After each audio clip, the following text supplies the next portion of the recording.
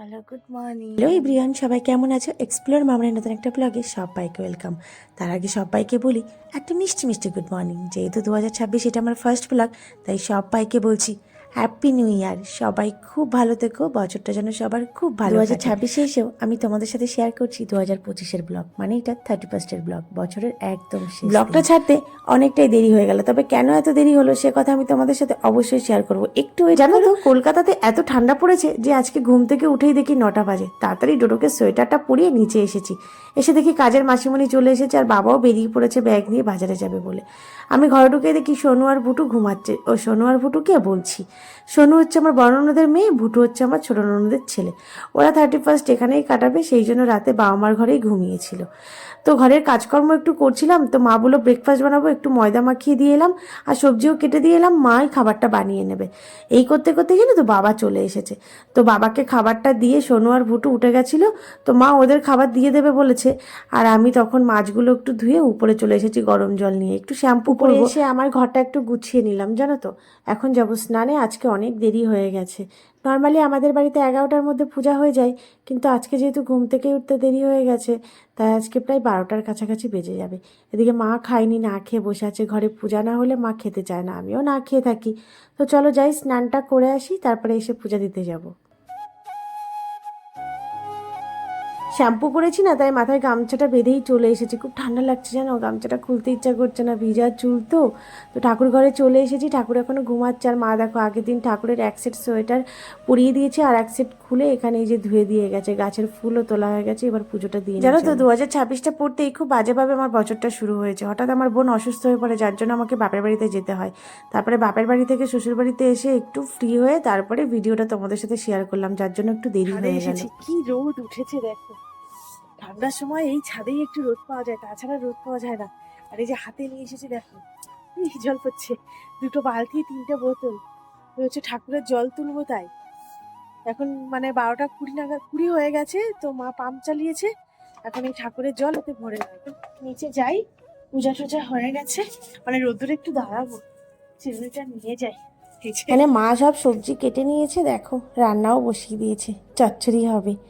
আর আমি এখানে ইন্ডাকশানে ভাতটা বসিয়ে দিয়ে মায়ের ঘরের বিছানাটা তুলে দিচ্ছি। সোনু আর ভুটু যেহেতু উঠতে দেরি করেছিল, তাই বিছানাটাও এখন তুলতে দেরি হচ্ছে।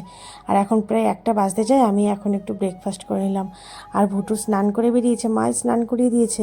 তো আমি এখন ওকে একটু জামা কাপড় পরিয়ে রেডি করে দিচ্ছি। খুব ঠান্ডা পড়েছে আজকে, আর দুষ্টুমি করছে দেখো আমাদের ভুটুটা।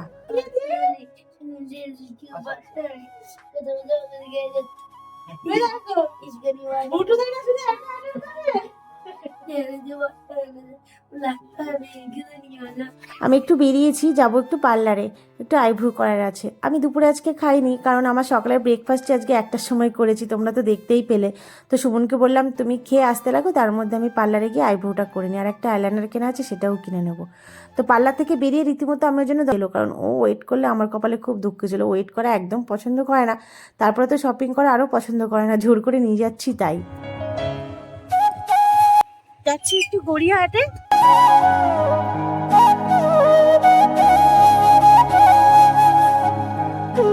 গড়িয়াহাটে এসেছি মাত্র একটা জিনিস কিনতে, জানো তো, একটা সোয়েট শার্ট, আর কিচ্ছু না। সেই জন্যই সুমন আমাকে বছরের শেষ দিন শপিং করতে নিয়ে এসেছে, যে একটার বেশি কিছু কিনলে আমি কিনে দেবো না। তো প্রথমেই গেছিলাম বাজার কলকাতায়, সেখানে ভালো লাগেনি, কোনো জিনিসই পছন্দ হয়নি, সেরকম কোনো কালেকশনও নেই। তারপরে গেছিলাম এম বাজারে, ওখান থেকে ব্ল্যাক কালারের সোয়েট শার্টটা আমার পছন্দ হয়েছে, আমি সেটাই নিয়ে এসেছি। আর আজকে না প্রচুর ঠান্ডা পড়েছে জানো তো। আমি পুরো প্যাকিং হয়ে গেছি, বিকজ এত ঠান্ডা লাগছে বাইকে বসে, মানে হাওয়াটা যেন মনে হচ্ছে কেটে কেটে যাচ্ছে। চলে এসেছি, আর ডোডো ঘরের ভেতরে ডাকতে শুরু করে দিয়েছে।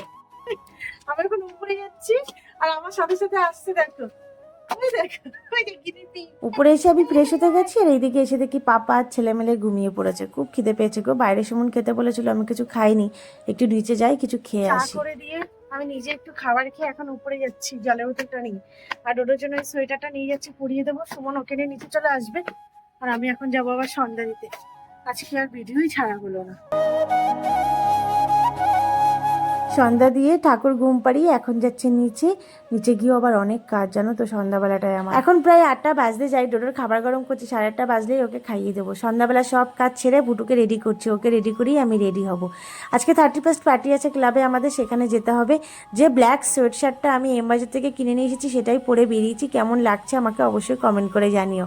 এখন আমরা 3জন রেডি হয়ে বেরিয়ে পড়েছি। ক্যামেরাটা উঁচু করে ধরেছি বলে বুটুকে ভালো করে দেখতে পাচ্ছ না, এখানে লাইটটাও কম। তো চলো যাই পার্টিতে। আজকের ব্লগটা এখানেই শেষ করলাম, কেমন লাগলো অবশ্যই কমেন্ট করে জানিও।